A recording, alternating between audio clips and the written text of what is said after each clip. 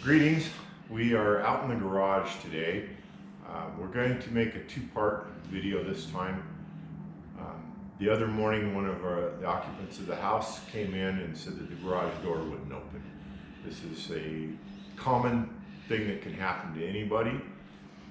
So we're going to go through the steps that we've done and determining what was wrong in the first video. And in the second video, we will go through repairing what was wrong.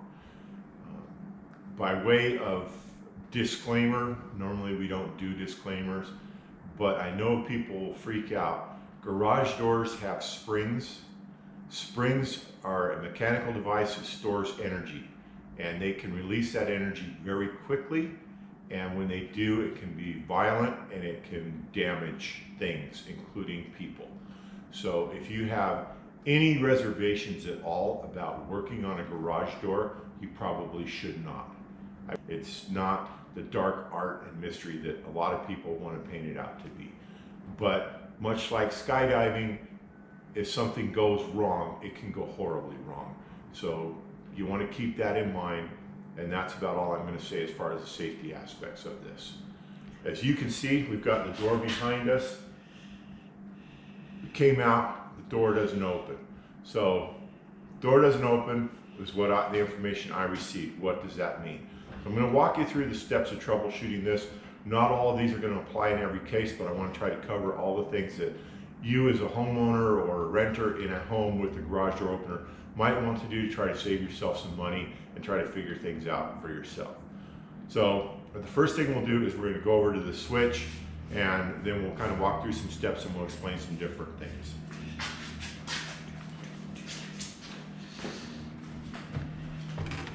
So in this case, we have two switches because we have two garage door openers. Both of these switches are in the down position so that the remotes will not work on the garage doors. This one, it's down because we don't want people coming in that door. This one is down because it's a door that's broken. This button opens and closes the door. This button turns the light on and off. So the door's not working. First thing we want to determine is it getting power to it? So the quick, easy way to do that is we can look, we can see, and it's kind of hard to see here, but this is lit up. It's kind of glowing a little green. There's an LED behind these buttons. You can push the button for the light and see if the light comes on. Ours does. You can go over to the front of the opener there and show it. On the opener itself. There you go.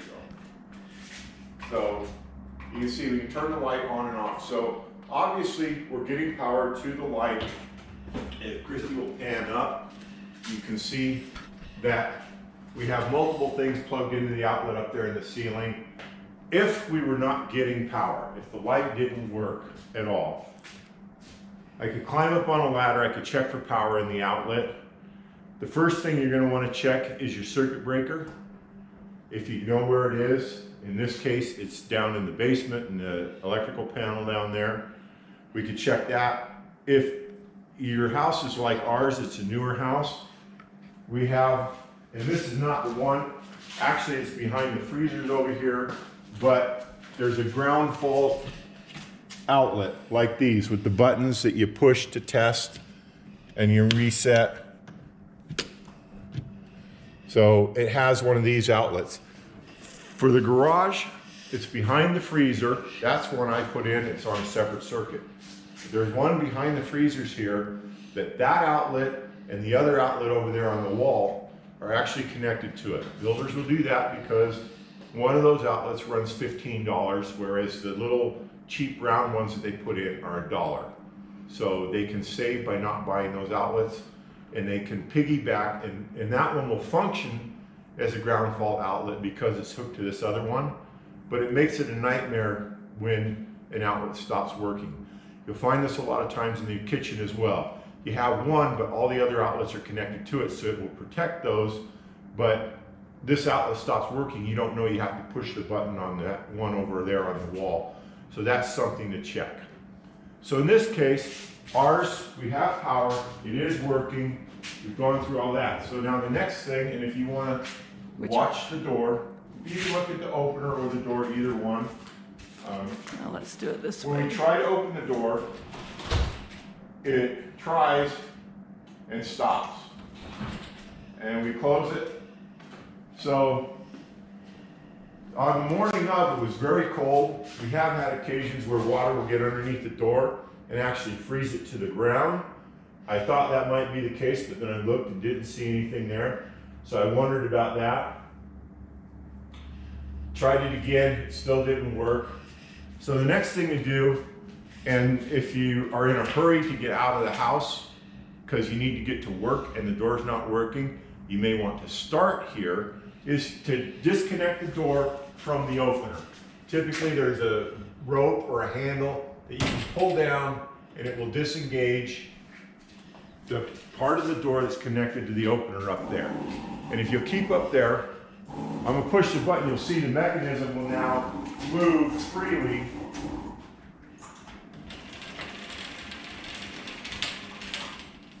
And I stopped it, but it's moving freely now that it's not hooked to the door.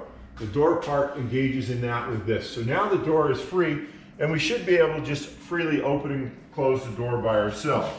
So we come over and we try to lift it, and it does go, but it's very, very heavy.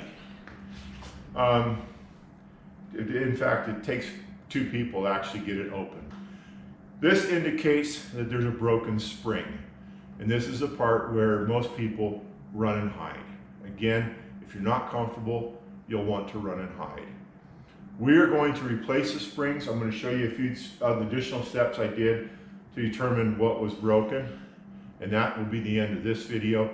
This door uses a spring that's actually inside that tube up on top there. It's a Wayne Dalton door. There's a little spring in there. There's actually 2 because of the width of this door, 1 on each end. You can see the warning that the builder put up, and we're going to get rid of that because we don't care. Up here on the end is where the spring goes into this tube.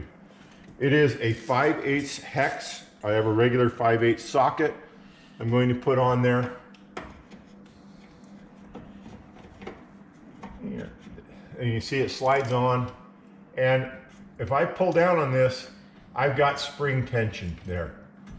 Okay, so this spring is connected. The cable is still tight. It's still supporting the door. So that one seems to be working. We'll go check the other side.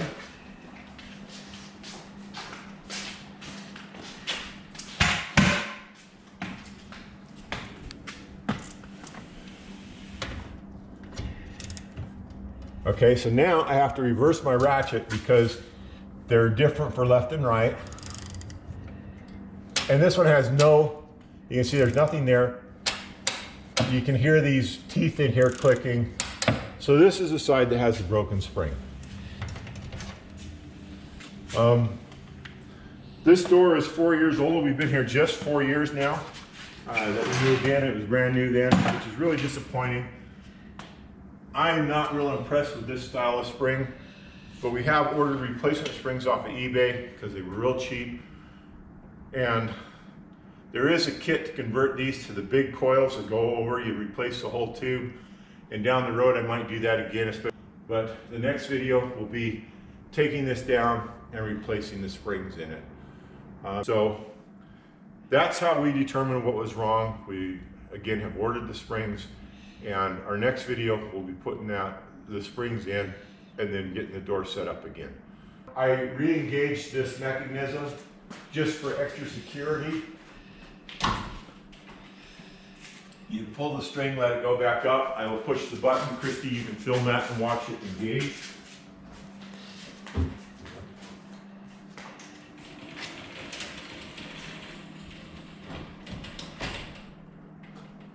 So you can see it clicked in there. Now the door cannot be lifted up. If I try to lift it now, the opener will hold it closed.